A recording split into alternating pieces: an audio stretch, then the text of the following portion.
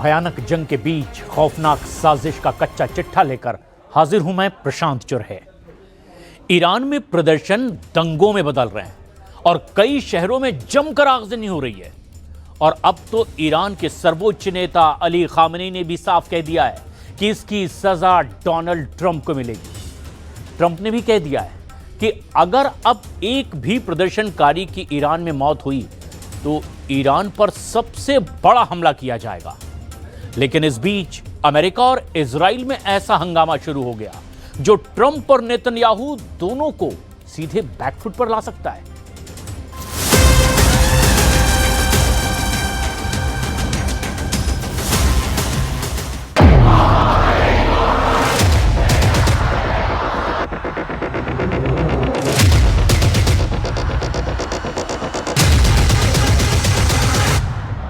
Khamenei न Moscow में हैं, न बीजिंग में। खामनेई तेहरान में हैं और ये तस्वीरें बता रही है ईरान अपने दुश्मनों से आखिरी दम तक लड़ेगा।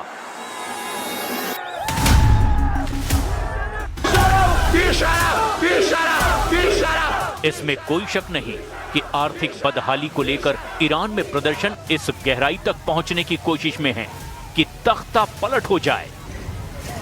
ईरान में चल रही इस मुहिम का रिमोट कंट्रोल अमेरिका में है, ये बात भी साफ हो चुकी है,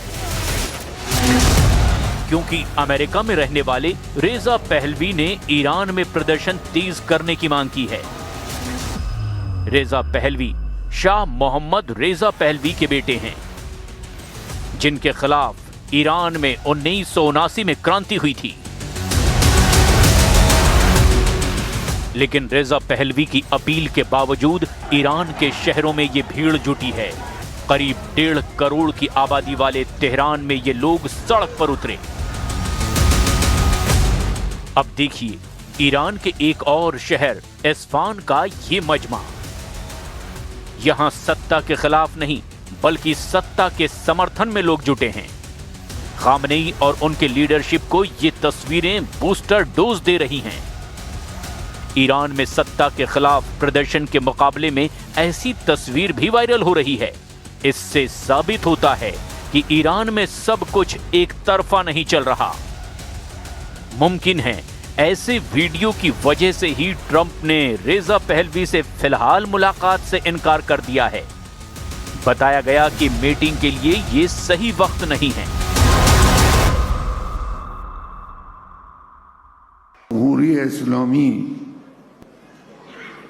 با خون چند صد هزار انسان شریف روی کار آمده در مقابل کسانی که تخریبگرند جمهوری اسلامی کوتاه نخواهد آمد. वहीं ट्रंप ने ऐलान कर दिया है कि अगर ईरान ने ऐसा एक्शन लिया जिसमें प्रदर्शनकारियों की मौत हुई तो वो ईरान पर बहुत बड़ा हमला करेंगे। ट्रंप की तरफ से दावा किया गया कि ईरान के सर्वोच्च नेता अली खामनेई देश छोड़कर जाना चाहते हैं। लेकिन अब खामनेई ने पलटवार करके बड़ा ऐलान किया है कि तख्ता पलट तो डोनाल्ड ट्रंप का किया जाएगा। Take a look. We're watching it very closely. If they start killing people like they have in the past, I think they're going to get hit very hard by the United States. میونه کشور خودشو اداره کنه. تو کشور خودش حوادث گوناگونی Iran में जो protest हो रहा है उसकी तस्वीरें बता रही है कि कई शहरों में आगजनी और पुलिस पर हो रहे हमले ऐसे हालात बना रहे हैं कि अब पानी नाक से ऊपर बहने लगा है। दावा किया जा रहा है कि ईरान में पुलिस के एक्शन में 45 से ज्यादा लोगों की मौत हो चुकी है। हालांकि कोई आधिकारिक आंकड़े नहीं आए हैं, लेकिन एक सच ये है कि ईरान में हालात बहुत गंभीर हैं।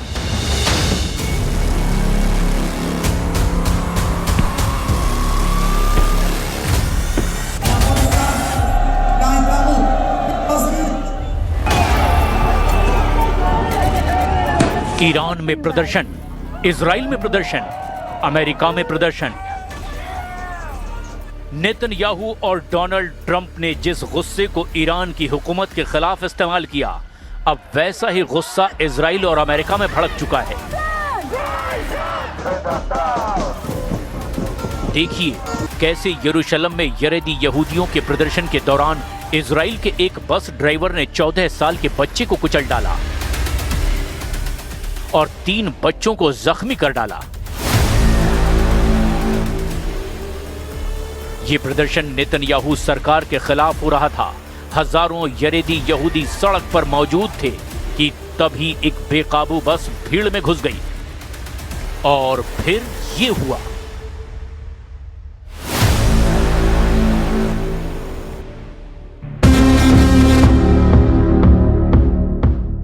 अब देखिए अमेरिका में क्या हो रहा है। अमेरिका के मिनियापोलिस शहर में एक महिला की मौत के बाद ऐसा बवाल मचा, इसमें डोनाल्ड ट्रंप बुरी तरह से घिर चुके हैं। महिला को गोली मारने के खिलाफ हजारों लोग मिनियापोलिस की सड़कों पर उतर आए क्योंकि महिला की मौत के लिए आईसीई विभाग को जिम्मेदार बताया जा रहा है, जिसे ट्रंप ने अवैध इमिग्रेशन पर काबू पाने के लिए बहुत मजबूत बना दिया है। अमेरिका की पब्लिक का गुस्सा व्हाइट हाउस तक पहुंच चुका है। गुस्सा ट्रंप पर फूट रहा है। ट्रंप को हटाने की मांग की जा रही है। अमेरिका की पब्लिक इसीलिए भड़की है क्योंकि ट्रंप के सबसे एक्टिव डिपार्टमेंट के अफसर ने एक महिला की सरेआम गोली मारकर हत्या की है। अमेरिका में 37 साल की रेडी गुड को आईसीई विभाग के अफसर ने गोली मारी। रेडी गुड की मौत की तुलना अब ईरान में महसा अमीनी की मौत से की जा रही है। 2022 में महसा अमीनी की मौत का इल्जाम ईरान की पुलिस पर लगा था। वजह हिजाब ना पहनना बताया गया। अब अमेरिका में रेनी गुड की मौत ने महसा अमीनी जैसा गुस्सा ट्रंप के खिलाफ भड़का दिया है।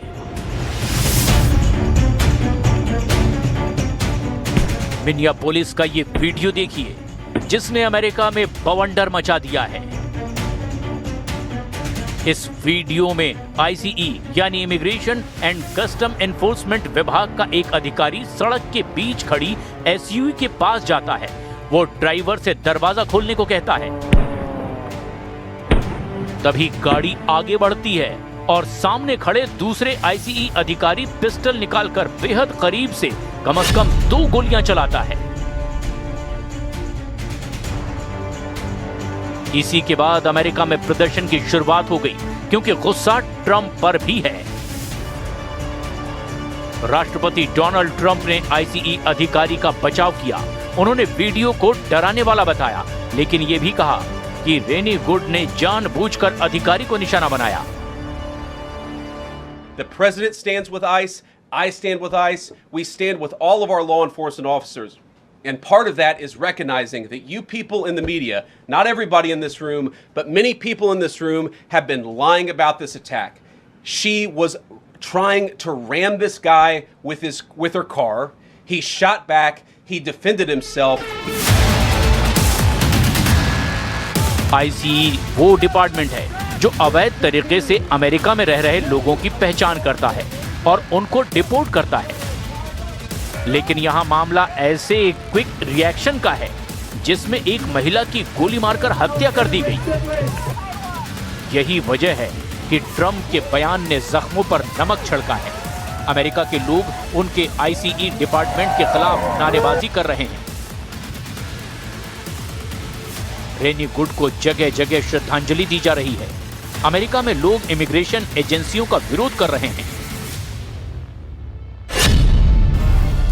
अमेरिका में होमलैंड सिक्योरिटी विभाग का दावा है कि रेनी गुड ने अधिकारियों को गाड़ी से कुचलने की कोशिश की थी, इसीलिए ये एक आतंकवादी हमला है। यानी होमलैंड सिक्योरिटी ने 3 बच्चों की मां रेनी गुड को आतंकवादी करार दिया है। It was an act of domestic terrorism. I would say that when these individuals use their vehicles to try to ram our law enforcement and put their lives in jeopardy, that law enforcement officer has to make a decision to protect his life and the individuals around him as well. Rainy good के बाद America में सबको George Floyd की याद आ रही है। मई 2020 में 46 वर्षीय अश्वेत जॉर्ज फ्लॉयड की मिनियापोलिस में ही मौत हुई थी। तब एक पुलिस अधिकारी ने उनको पकड़ने के बाद उनको ऐसे काबू किया था कि जॉर्ज की मौत हो गई थी। पुलिस अधिकारी की ये तस्वीर जिसमें वो जॉर्ज की गर्दन पर अपना घुटना रखकर सवार है, इसने पूरे अमेरिका में कोहराम मचा दिया था और तब ब्लैक लाइव्स मैटर मुहिम ने पूरे अमेरिका को जकड़ लिया था।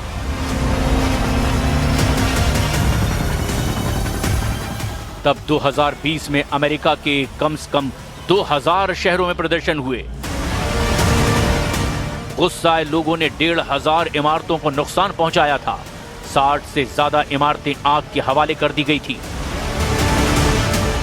तब अमेरिकी सरकार की नेशनल गार्ड यानी आर्मी सड़क पर उतारनी पड़ी थी।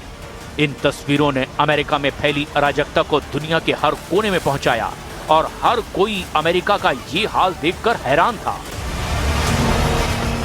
वैसे अभी अमेरिका और ईरान में हो रहा प्रदर्शन अकेला नहीं है जो इस वक्त दुनिया में सुर्खियां बना हुआ है, क्योंकि ईरान का सबसे बड़ा दुश्मन इजराइल इस वक्त ऐसे गुस्से से भड़क रहा है जहां बस से कुचलकर एक व्यक्ति की मौत हुई।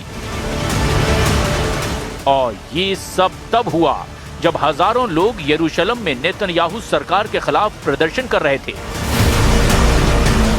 दुनिया में हो रहे 3 प्रदर्शनों ने तहलका मचा दिया है। बीच में ईरान में हो रहे प्रदर्शन के बारे में भी पूरी दुनिया रोज रिपोर्ट देख रही है। महंगाई के खिलाफ लोग ईरान की सड़कों पर उतर रहे हैं। बहुत से शहरों में पुलिस के साथ हिंसक झड़प हुई है। वहीं ईरान के 2 दुश्मन अमेरिका और इजराइल में भी तनाव फैल गया है, क्योंकि एक तरफ अमेरिका में रेनी गुड की मौत पर बवाल मचा हुआ है, ट्रंप के अफसरों पर हत्या का इल्जाम है, तो दूसरी तरफ इजराइल में हो रहा हंगामा देखिए। यरूशलेम में हरेदी यहूदियों के प्रदर्शन के दौरान बस ने 14 साल के एक बच्चे को रौंदकर मार डाला है। यरूशलेम में हरेदी यहूदियों की रैली हो रही थी। शामगार स्ट्रीट पर प्रदर्शन हो रहा था। सैकड़ों हजारों लोग सड़क पर उतरे थे। ये घटना 6 जनवरी रात 9 बजे की है। तब से ये तस्वीरें सोशल मीडिया पर वायरल है।